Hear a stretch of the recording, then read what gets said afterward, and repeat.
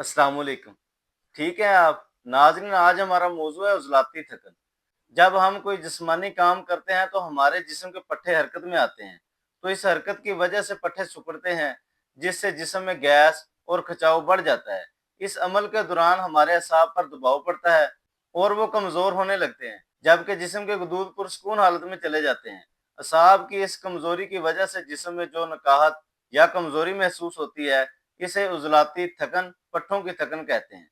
ये थकन बहुत ज़्यादा सख्त काम करने से, पट्ठों की ज़्यादा मशक्कत या वर्जिश करने से या भारी जिस्मानी मेहनत करने से पैदा होती है। नाज़रीन, इस थकन को दूर करने का सबसे बेहतरीन और आसान हल ये है कि मरीज़ कुछ देर आराम करे, तो ये थकन खुद ब खुद ख़त्म हो जाती है। ये उज़लाती असाबी तहरीक का मर्ज़ है और इसका इलाज उज़लाती गुदी तहरीक से करें। दवाई के तौर पर 3 मुकव्वी और 3 शदीद दें। नाज़रीन, 3 शदीद का नुस्खा पहले भी मेरे उस्ताद मोहतरम हकीम मोहम्मद इकबाल साहब ने कई बार बताया है, तो ये हमारा बड़ा मुजर्रब नुस्खा है। तो आप ले लें दालचीनी 30 ग्राम, जवत्री 20 ग्राम, लौंग 10 ग्राम। इनका सफूफ बनाकर 1000 मिली वाले कैप्सूल भर के सुबह दोपहर शाम एक कैप्सूल चाय के साथ दें। अगर मरीज की उम्र कम है, वजन हल्का है, तो 500 मिली वाला कैप्सूल दें।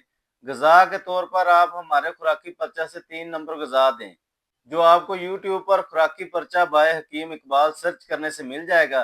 तो ठीक है ना जी, इस तरह आप हमारे अकाबरीन के बताए हुए तरीके से इलाज करें। इंशाअल्लाह मुकम्मल इलाज है।